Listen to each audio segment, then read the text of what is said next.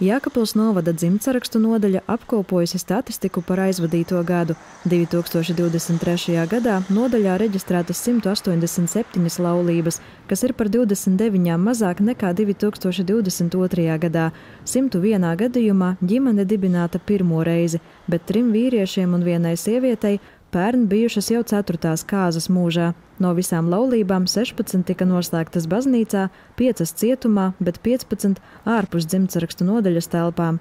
Kāzas ar ārzemniekiem bijušas 7. 2023. gadā Jēkabpils novada dzimtsarakstu nodaļā reģistrēti 284 jaundzimušie, kas ir par 50 bērniem mazāk nekā gadu iepriekš. Reģistrētas 130 meitenes un 154 zēni. Vairumā ģimeņu sagaidīts pirmais bērns, bet 40 mātēm līdz ar jaundzimušo ir jau 4 un vairāk bērni. Piedzimuši 2 dvīņu pāri. Ir 21 dzimšanas reģistrs bez ziņām par bērna tēvu. Jaunākā māte dzimusi 2007. gadā, vecākā 1977. gadā. Izplatītākie vārdi, kādus vecāki izvēlējušies saviem bērniem dot, ir Amēlija, Viktorija, Emīlija, Markus un Marks.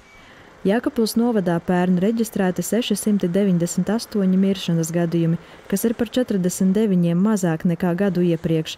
Mirušas 357 sievietes un 341 vīrietis. Mirusi 1 sieviete, kura bija pārkāpusi 100 gadu slieksni, savukārt jaunākais aizsaulē aizgājušais bija vecumā no 11 līdz 20 gadiem.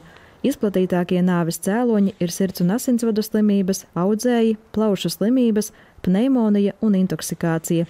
Jēkabpils novada dzimtsarakstu nodaļā sniegti arī citi pakalpojumi. Piemēram, 40 iedzīvotāji 2023. gadā izvēlējās mainīt savu vārdu, uzvārdu vai tautību.